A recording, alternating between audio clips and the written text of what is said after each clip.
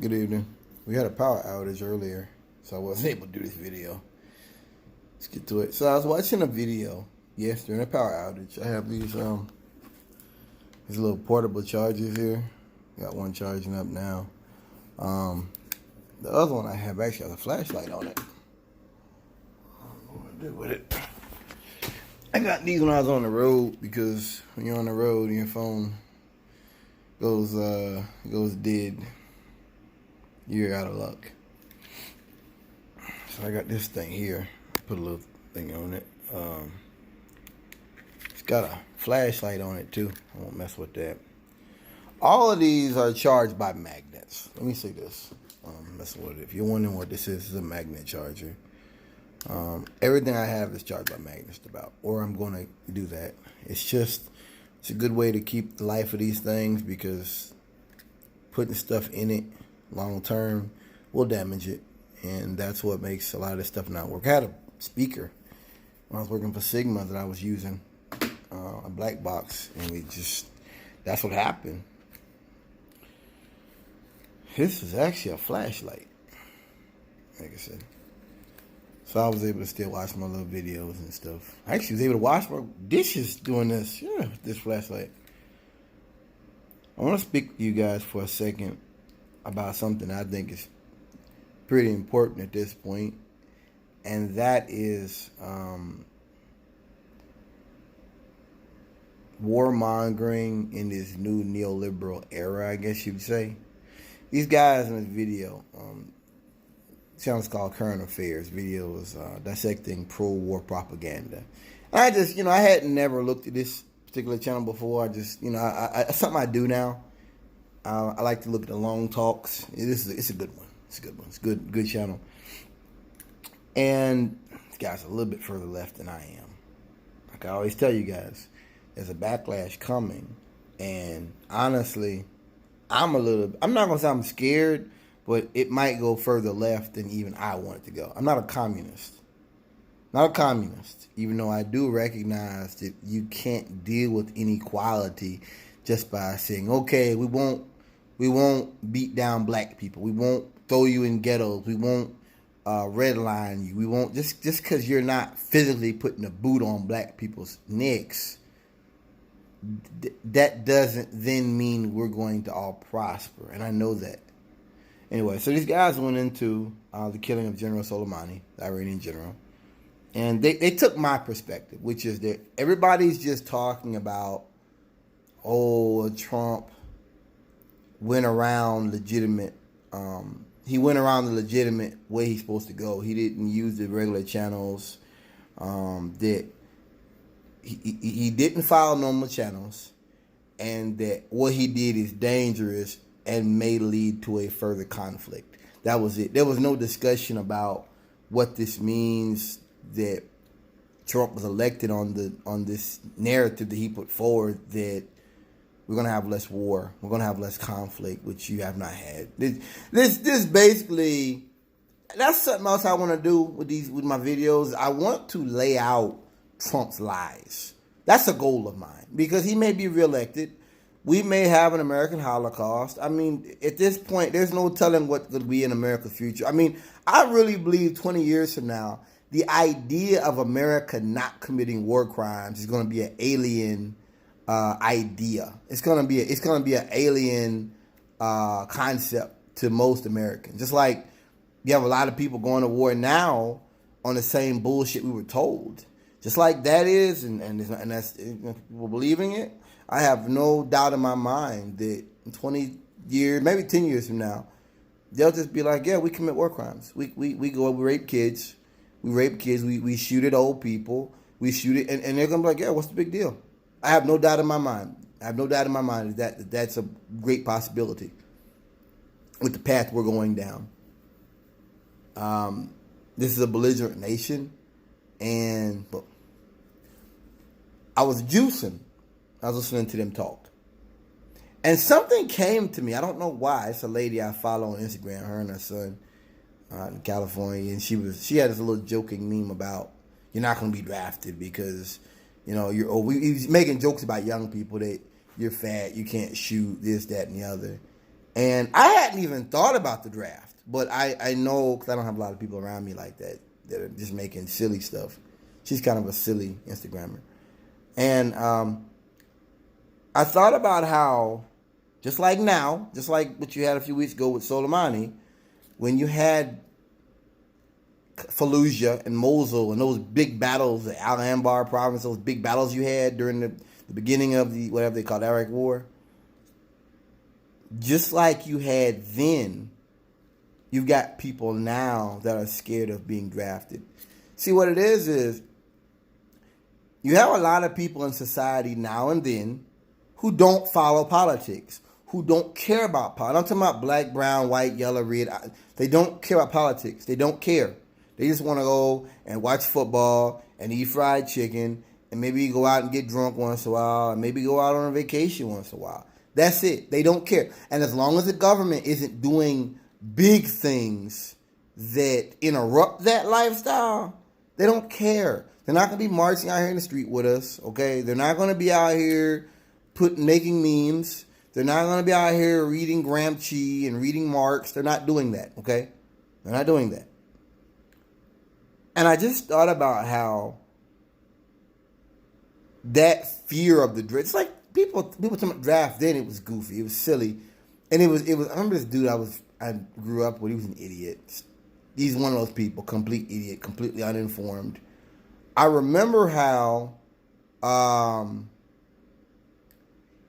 he had that fear, as well as others, but he was the main one. I was like, they're not gonna draft people.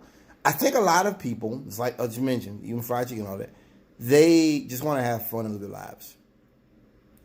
And I think deep down in society, I'm talking about the sheeple, they know that society's warmongering, that they're materialistic society. They kind of know that stuff. But once again, as long as you just don't get crazy, like with Obama kept talking about, don't start war with Russia. Don't get us in war with Russia. And as long as they don't, and capitalism plays the game and doesn't go too far blatantly, they don't care. But when you have, like I said, Fallujah, where you lose 80 Marines in a fucking week, and all the other things, you can look it up yourself. All the big things they had going on back then, and it was 03 and 04 and 05, when I was a teenager. I think people kind of know there's always the chance you could have another draft, because they've already done that with Vietnam. They've already done that with the Korean War. It's kind of, now we're more technologically advanced than we were back then.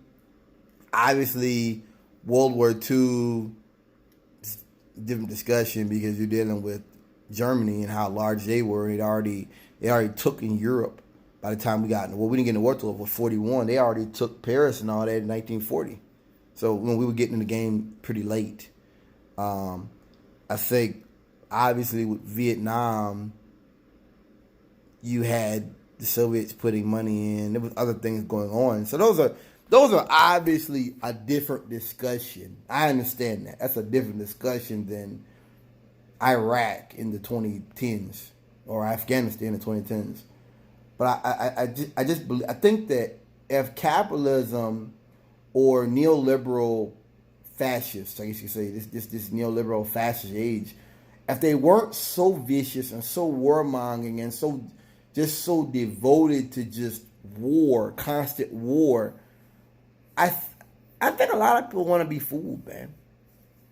I think that's what Obama did. I think Obama knew, hey, as long as you lose. As long as you use drones, you don't have the New York Times talking about 80 Marines died last night in a bombing. You had 100 Marines got killed last week in the Battle of Al Anbar.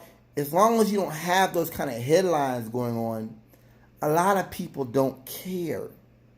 And it's sad for me to say that as a member of the anti-war movement, as a person that does not trust, has a hermeneutics of suspicion, as my dear Professor Cornel West puts it, hermeneutics of suspicion towards this oppressor and his far-flung reach across the world. I really believe that if they weren't so extreme as they've gotten, they get away with a lot more. And I think that's where the thing with Bernie is. Bernie may not be elected president. I think we have to accept that Bernie may not be elected. Bernie may get all the way to the end. And it's like with Hillary, they could screw him with the Electoral College. It could totally happen. You could do all this delegate stuff and get all this money. And that's great. And I like to hear it. And I hope he keeps winning. I hope he keeps getting. I hope he gets the primary. But I have no faith in this system anymore. That's one thing that has changed. Because when I was looking at Ron Paul and reading books, I remember reading about people there were folks who weren't libertarians that liked Bernie Sanders because they viewed him as a breath of fresh air, opposed against George Bush and the Iraq War and all our enemies want to listen. All people, all that. Against that, it was kind of like a hope that, like I said, it's not just that they win. It's when you run for office and you speak up, people listen. And sometimes attention can be drawn on issues of great moment, of issues of great magnitude, I should have said. And so there was a hope, even people who are not necessarily this anarcho-capitalist, libertarian nerds. No, it was actual people who were like, yeah, the drug war is going to end. Yeah, we're going to come back from Iraq and Afghanistan. Yeah, we're going to stop this. We're going to stop corporatization of America. We're going to stop this.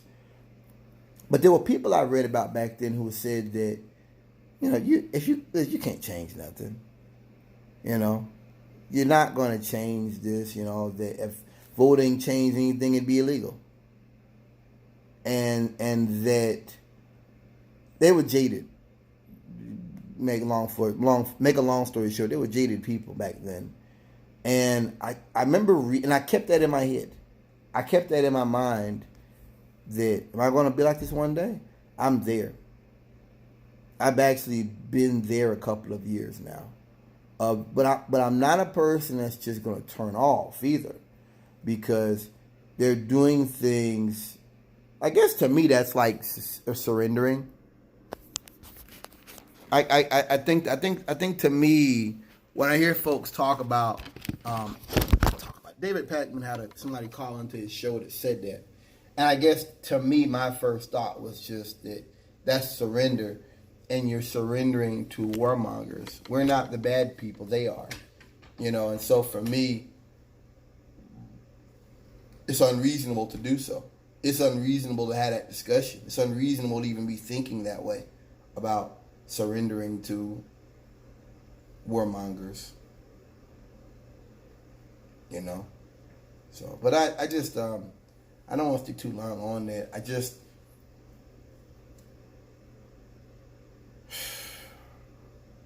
I hope Bernie wins. But a part of me thinks he won't. And a part of me thinks that even if he does win, they'll use it to tear the country up.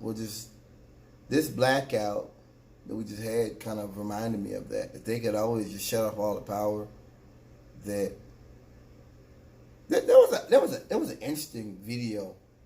I used to watch InfoWars, and this guy was talking about he wrote a book talking about that night at the parade or that night at the something. I forgot what it was. He was on the show talking about it, and that all they got to do is shut off the power and shut off the internet, and they could travel around killing off all our leaders.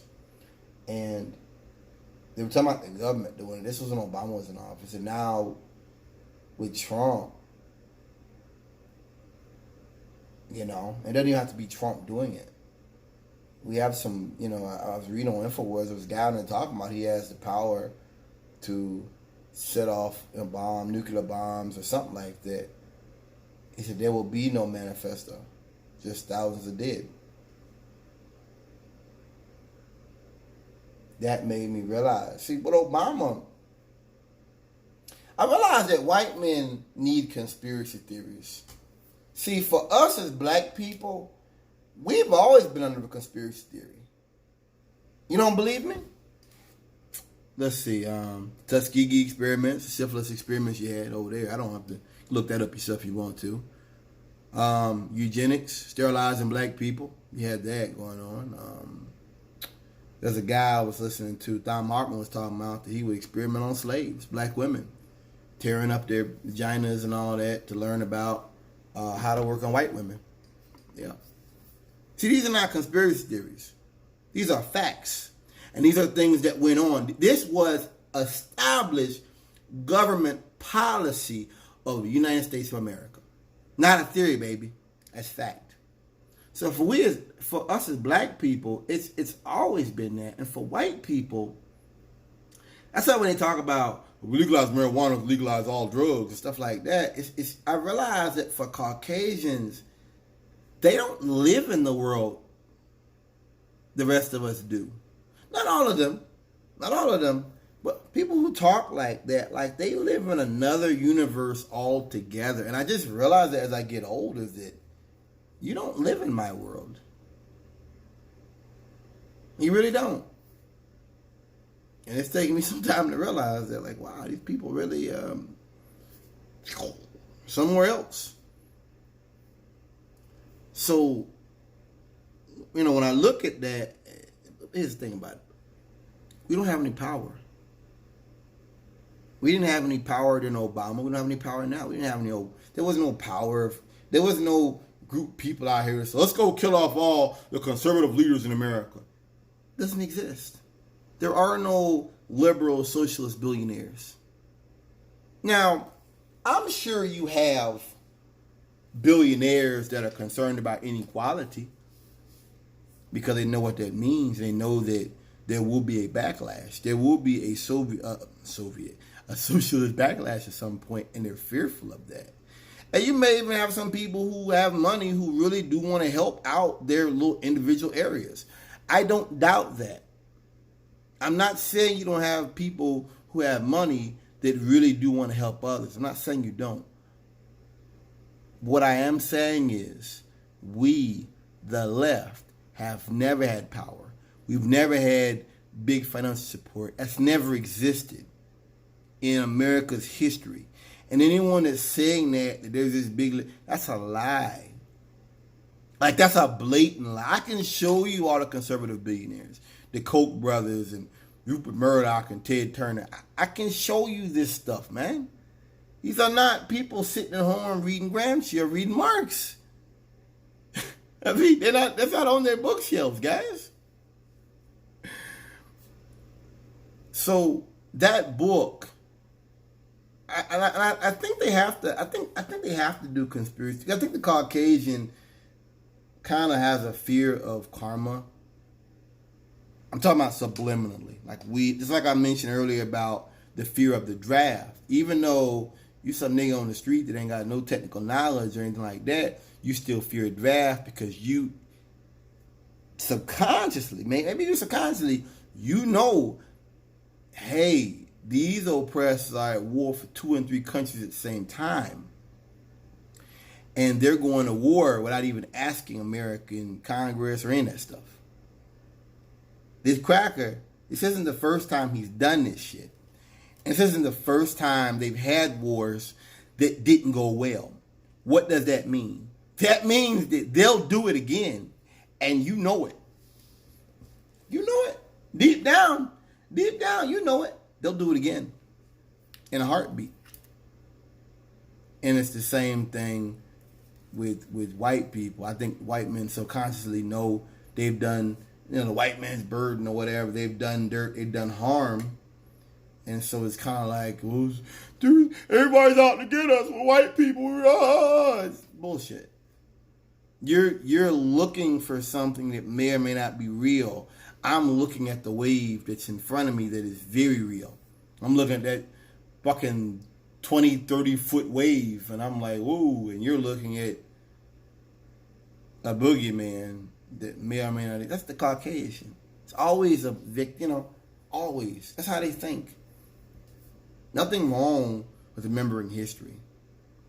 Nothing wrong with being conscious of history, but that's not what they're doing. So that book, I would think reading a book and turning it around, that we face that. Someone turning the power off and running around committing atrocities. I think we, as members of the left, whether you're a socialist, communist, liberal, whatever you consider yourself to be, I think you realize at this point that you have a good number of Americans in this country that are quite willing to do violence. And they're quite willing to kill for no reason whatsoever. I think that whether it be gunmen on the wall, masked gunmen sent to the wall, self-styled vigilantes trying to stop illegal immigrants, whether it be that, or whether it be people going to Charlottesville, or whether it be this rally we just had in Richmond, Virginia last week, or I think it was Saturday, my fault. I think all these things show us that we have a very large armed contingent of white males out here that aren't just, hey, let's go shoot guns, after work. These are people willing to use violence. You don't travel to the border with a rifle and a mask for fun and games. You don't do stuff like that unless you're willing to kill. This isn't about self-protection. I mean, I seen a guy at Richmond with a Barrett 50 caliber rifle, a military style helmet, bulletproof vest. I gotta tell you, if that doesn't make you want to count your bullets, clean your guns, I don't know what will. These crackers are ready. We're at 1. They're at level 150. They're there. Whether they know how to use the guns or not, whether they practice with the guns, they can practice. Listen, he may have never shot that gun in his life. That body armor could be 2 sizes too big for him. That isn't my point. The point I'm making is they're ready. And they're here. And they're not hiding their faces. They're not hiding their identities. They are willing to show you what they're willing to do. You don't show up at the state capitol. And then they were like, we want to show people what average Americans look like. These guys had on body armor and helmets and rifles. That ain't the average American, guys. I don't think the average American's walking around with the rifle. I don't think most people do that. Got the scope. Scope costs $500 right there. Okay? Bulletproof vest. I don't think average Americans are doing that. I think when they do stuff like that, I think it really shows people what I'm saying. This is real. This is very real. And Trump has played the right music, and the bees have come out the woodwork. So the idea of what I just mentioned, that guy put in his book, turn the lights off, going nationwide, killing people, is very real. We saw that with the guy that put the bombs in the mail early on when Trump got elected. It was his second year that happened. We saw that then. If you're willing to put bombs in the mail to people's apartments, to people's locations where they live, you're quite willing to travel out there. That was an act of war.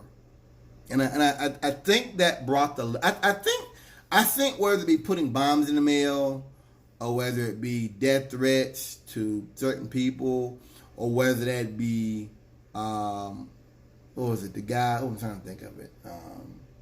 When Trump said, go back to where you come from. And then Trump talked about, he had the one where he was talking about they need to be careful if I don't get reelected. I've got all the tough guys on my side. I think that unites the left. And maybe some liberals forget from time to time. Maybe some liberals get off in their own little areas. And it's okay to have these, certain discussions about specific things.